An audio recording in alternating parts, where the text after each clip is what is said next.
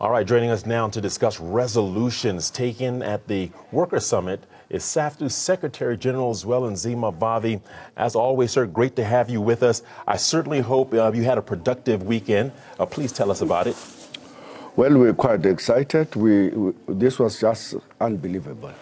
It was the first of its kind, unprecedented. It was so historical that we succeeded to bring together a 147 organization of the most downtrodden, marginalized under one roof to discuss about the crisis that is unfolding, that is facing them. It's a crisis of a capitalist system that have not just delivered any material gains to the working people in this country. So you had students sitting together with the landless communities, women fighting against femicide, sitting alongside the people who are battling housing shortages and the crisis of housing all over the country. You had the landless masses sitting together with the informal sector workers and organized workers together with the rest of other members of the working class communities. And we discussed about 9 issues, from the economy, jobs, education, healthcare, environment, or the land question, the housing crisis. All of them were the major concerns of workers. We're quite happy with that level of unity. We now have developed a set of demands and a program of action which we're going to be polishing at the leadership level very, very soon.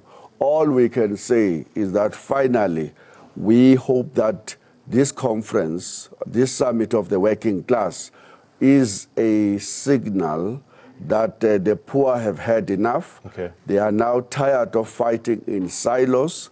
We're now going to be able to combine every of their effort in a coordinated fashion so that they speak in one voice. All we can say is that the holiday is over.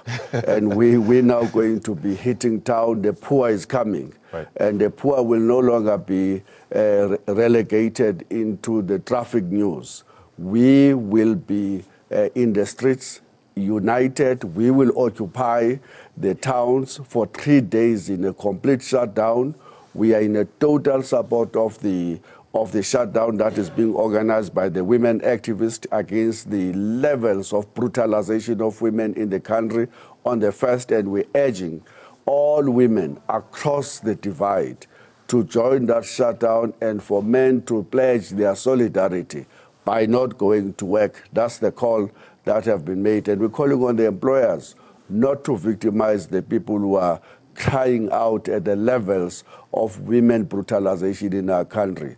We will be occupying the land. We're going to announce a date where the poor across the country will go to the land and repossess it. We're not just talking about expropriation as if it was bought by somebody from us. This we're doing to reverse the dispossession of land through such a brutal system of colonialization of our country and apartheid. We will now take it back, and we will address the crisis of education. We want the reversal of the VAT increase. We want the reversal of the current petrol prices increases. We will no longer sit and issue statements about these issues. The rich will see us in something. In our hundreds of thousands, and we will refuse to leave the cities until the government has responded to our demands. All right, so that sounds like a pretty successful weekend. You wanted to get everyone to speak in one voice. From what I hear, that you've achieved that. You've told me on some resolutions going forward. Is there a policy going forward that you can talk to us about that will practically meet your goals that you all have agreed upon? Coordination. And making a call on the workers to recognize that before they become workers, they are members of the communities. There is a criticism coming from the rest of the civil society that trade union members are not active. They are not facing the battles of people who are being evicted, the back dwellers who are being exploited Did you know that you pay a 10,000 rands for a single bedroom flat in Cape Town? Did you know that in the surrounding townships, the back dwellers are spending up to 3,000 rand on rent, and they're facing evictions? The trade union members are not in mass engaged with those battles. They think that their life is about wages and improved working conditions, and they're leaving the communities isolated and fighting isolated battles. And that's why we're now saying there actually is a single struggle. It's a struggle against the capitalist order, it's a struggle against neoliberalism, it's a struggle against the austerity measures that is seeing government spending less and less on basic services such as education, healthcare. It's a struggle against esidimeni. It's a struggle against the latrine toilets, the over 3,000 of them that still exist.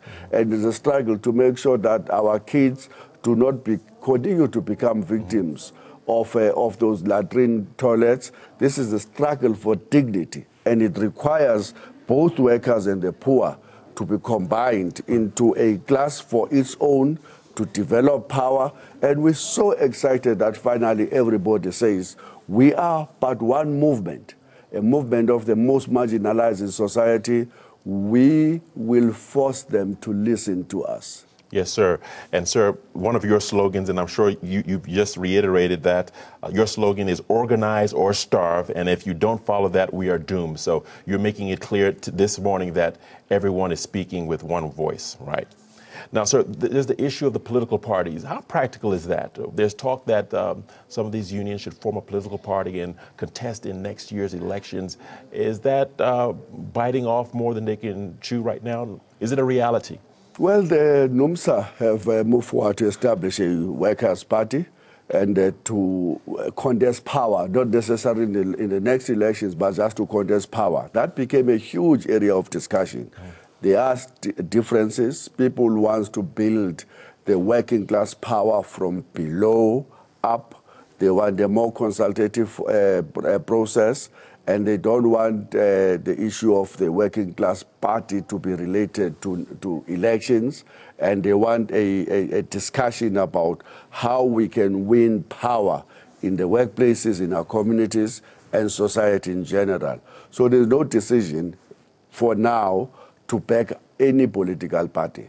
The decision that we have taken is that let's build the working class unity, let's build the working class power in every sphere of our lives, and let's see if the discussion can then take us into any direction. Right. But for now, we have not made such a decision. There are detractors to this idea. Now, why are the detractors? What are they saying concerning the political parties? Well, the people who fear the unity of the poor have a reason to fear. Look at the statistics that we usually throw out without giving them their total meaning. What do you think is the impact of an economy that have a 36.7% unemployment rate, or over 40% for Africans and women? What do you think is the impact of an economy where 63.3% of young people under the age of 34 are unemployed? Do you know the rate at which young people in particular, are trapped in nyawope, in drugs, in gang wars in the townships? That talks to that. What do you think is the impact of an economy where 55% of the population lives on a 944 rands? They are trapped in a grinding poverty that takes their dignity away. What do you think the poor should think when they see Alexander, and across the street they see unbelievable levels of opulence? There is anger that is building. People are deeply frustrated. People feel absolutely betrayed by the ANC because this have happened under their watch. They know that neoliberalism have marginalized them and that austerity programs have just worsened their crisis since 2008. They want out of that situation. And the conference was about pulling them all together into a single movement so that they can speak in a single voice and so that they can be listened to. And one of the things that we're complaining, and we said perhaps this is a blessing in disguise, the media, most of the media, and we know that you were there yesterday, the Afro World View, but most of the media simply didn't think that this was an important event to cover. 147 rural, urban workers, environmental, everybody, organizations. And that it doesn't make news to South Africa because it is not the elites that are speaking. But what can we do? We will soldier on. We don't need the media. We need a coordinated effort of the poor themselves to address their own issues on their own. And we will force everybody who's looking on the other side, ignoring that crisis, to listen. All right, sir, before I let you go, I remember the last time I spoke to you, one of the enduring problems was the fact that the vast majority of workers, the poor, don't even belong to trade unions. Was that addressed this weekend? Absolutely. Fragmentization is the problem. It's the fragmentization of the trade union movement. We have come to the conclusion that some unions have a stake in the current status quo. They don't want it to end because the leadership benefit from it. And that's why they are closing their eyes to the plight of the urban poor and the rural poor, and that's why they don't want to join hands with them. They're managers of the current crisis that is dehumanizing the majority of the working class. But we want that fragmentization to end. We want to continue to reach out to the rest of the trade union movement to say it will serve the working class better if we could unite. It will serve the environmental groups better if they could be coordinated and speak in one voice. It will serve the rural women better if we could end fragmentization and coordinate their effort so that they can speak in one voice. And we can make the same example about the students, the youth, and everybody that is involved in some struggle. We have seen 24 years, as I was saying to you last week, 24 years of demonstrations, of marches, but the reality we are facing is that as we speak, there are more people that are losing jobs and that are being unemployed than any other time in our history. The more we demonstrate, the more inequalities grow. The more we are in the streets, the more people are being evicted in the farms and in their homes. The more we have had strikes to demonstrate against anything, the more things are getting worse. And the real reason why that is happening is because the poor are just too disjointed. They are not coordinated. They are not speaking in one voice.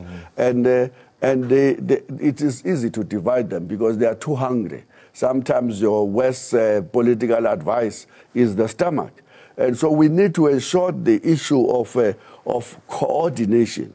And if we can't coordinate, then we will be speaking like this in another 25 years of democracy. I like that statement. The worst political advice is the stomach. Okay, sir, so in conclusion, you definitely, after this weekend, see light at the end of the tunnel. We're absolutely excited. We're absolutely excited. We have achieved the goal. I mean, no one have been able to bring 147 organizations of the most marginalized under one roof, and all of them are agreeing that we do need a working class movement. We will coordinate ourselves. We will make sure that we're no longer acting in silos, but we act in unison in order to maximize the impact of our voice. All right, sir, let's leave it on that positive note. That was SAFTU Secretary General Zwelithini Vavi.